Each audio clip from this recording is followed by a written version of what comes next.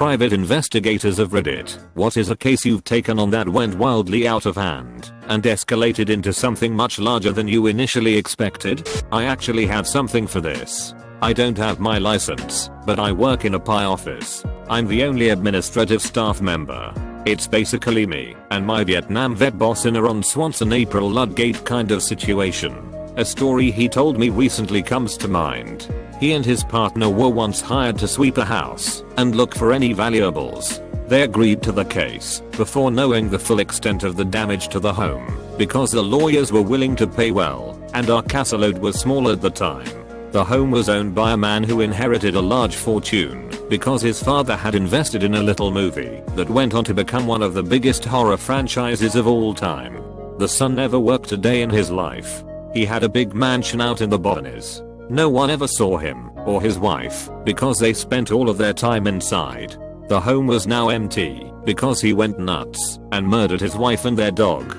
He was serving life in prison and the family's estate needed the home cleared. When my boss and his partner got in there they realized how bad it was. 4 years this guy and his wife had been shooting up drugs in the house. Every square inch of the mansion was covered in trash. After being on drugs and alcohol the two would puke and then just cover the vomit with trash and leave it there. The same went for the dog shit and piss. This went on 4 years. In addition to the puke and animal waste there were needles littered through the trash. My boss had to buy hazmat suits to sweep the home and look for valuables. Apparently, there was a ton of diamond and gold jewelry just thrown right in with the filth.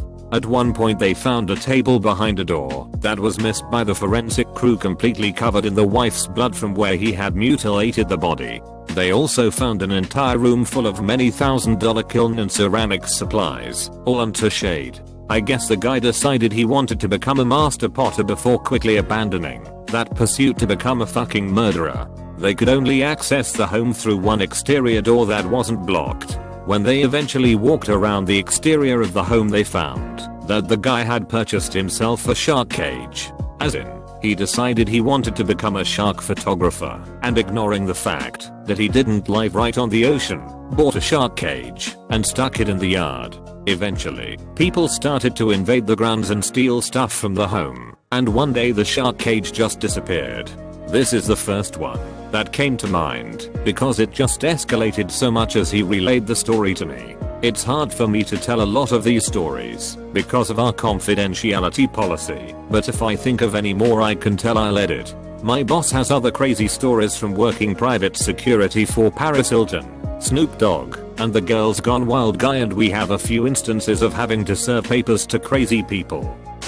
This was a pretty long time ago, but I was hired by one of my closest family friends. He and my mother knew each other for what seemed like forever, to find his wife and daughter after they went missing. My friend was rich, like nobility rich, if we had those in California, and we thought his brother had something to do with it. They were twins, but the brother had gotten into some really bad stuff a few years earlier. We were all frantic, and I made the stupid decision to follow him into Golden Gate Park in San Francisco by myself. This was back in the 90s, and at the time Golden Gate Park wasn't that safe, but I thought I could take care of myself. He ended up spotting me, and then I spent the next 10 years as a koi fish in the tea gardens. But things are better now. I'm dating a cat. Not a PI, but did have cases in both middle and high school. I didn't get paid other than in favors and or lunches. The way this worked is someone would tell me their story and I'd give advice. This ranged from school stuff to love and even revenge advice once in a while. They'd have to decide whether or not to do it themselves, since I wouldn't do anything to stop or make them do whatever. Well, this was one that ended in revenge. A guy who's a player comes to me on the bus ride home and asked how to get revenge on his 3 ex-girlfriends who all dumped him when they found out he was dated all 3 at the same time. For dumping him, I tell him he deserved to take his lumps, and he was an idiot for dating 3 popular girls at once. He shouldn't try to take revenge on any of them. Well, he didn't listen to me and went about getting payback on his own. He also didn't do the favor I asked. About 2 weeks later, all 3 of the girls come to me to ask how to get payback on him for his payback. They buy me lunch and one does a small favor for me. I tell them a good revenge plan 2 out of 3 go about my plan, and I get to sit back and watch the train wreck of events unfold. He gets public humiliated for the next month. The last girl goes back to dating. Last year, I was 17. I pretended to be a private investigator, just for fun, and my neighbor gave me a tenner to go look for his missing cat. I guess he just wanted me to have some fun, and I was just fooling around, and I was pretty sure I wouldn't find anything. But damn did I find something. At the bottom of my street there was an old abandoned retirement home, closed a couple years after I moved in. I went there first and found a blood trail leading into the place. There wasn't a lot of blood, but just enough that it could have been the cat's blood. Case in point, the building was being used by some druggies that were hiding their operation. Just some weed, meth and coke and a couple of guns. After seeing that I shat myself, because I was only going into the whole pie thing as a joke. I anonymously tipped off the police who raided the place. Apparently one of the guys accidentally attacked the cat, who started to wail loudly, and he was scared people would come to investigate. He couldn't bring himself to kill the cat, so he dragged it inside and forgot to clean the blood away. It was one of the most thrilling, yet terrifying things that I had ever gotten myself into. But hey, at least the cat lived, and my neighbor got her back. It's 2017.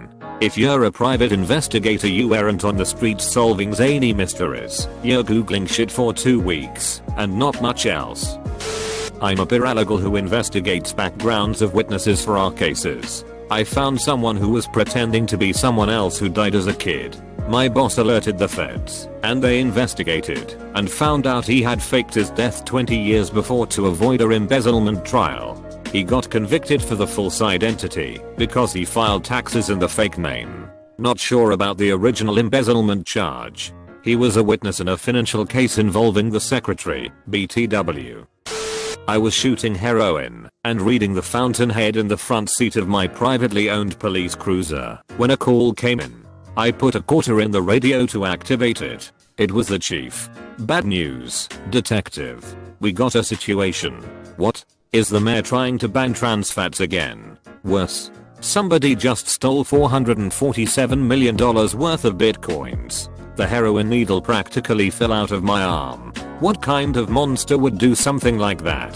Bitcoins are the ultimate currency, virtual, anonymous, stateless. They represent true economic freedom, not subject to arbitrary manipulation by any government. Do we have any leads? Not yet. But mark my words, we are going to figure out who did this, and we are going to take them down, provided someone pays us a fair market rate to do so. Easy, chief, I said. Any rate the market offers is, by definition, fair. He laughed. That's why you're the best I got, Lasowski. Now you get out there and find those bitcoins. Don't worry, I said. I'm on it. I put a quarter in the siren. 10 minutes later, I was on the scene. It was a normal office building, strangled on all sides by public sidewalks. I hopped over them and went inside. Home Depot presents the police, I said, flashing my badge and my gun and a small picture of Ron Paul. Nobody move unless you want to. They didn't. Now, which one of you punks is going to pay me to investigate this crime? No one spoke up. Come on, I said. Don't you all understand that the protection of private property is the foundation of all personal liberty? It didn't seem like they did. Seriously, guys. Without a strong economic motivator, I'm just going to stand here and not solve this case. Cash is fine, but I'd prefer being paid in gold bullion or autographed pen Gillette posters. Nothing. These people were stonewalling me. It almost seemed like they didn't care that a fortune in computer money invented to buy drugs was missing. I figured I could wait them out. I lit several cigarettes indoors. A pregnant lady coughed, and I told her that secondhand smoke is a myth. Just then, a man in glasses made a break for it. Subway, eat fresh and freeze, scumbag. I yelled. Too late. He was already out the front door. I went after him. Stop right there, I yelled as I ran.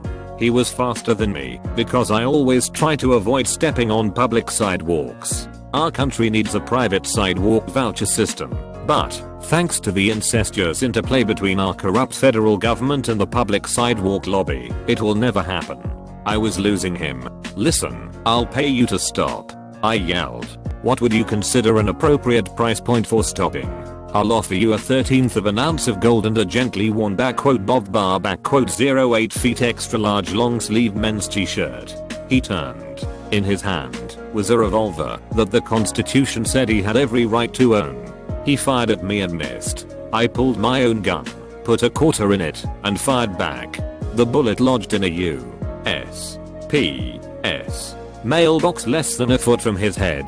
I shot the mailbox again, on purpose. All right, the man yelled, throwing down his weapon. "I give up, cop. I confess. I took the bitcoins." "Why'd you do it?" I asked, as I slapped a pair of Oikos Greek yogurt presents handcuffs on the guy. "Because I was afraid." Afraid? Afraid of an economic future free from the pernicious meddling of central bankers, he said. "I'm a central banker. I wanted to cold cock the guy. Years ago, a central banker killed my partner. Instead, I shook my head. Let this be a message to all your central banker friends out on the street," I said. "No matter how many bitcoins you steal, you'll never take away the dream of an open society based on the principles of personal and economic freedom." He nodded because he knew I was right. Then he swiped his credit card to pay me for arresting him.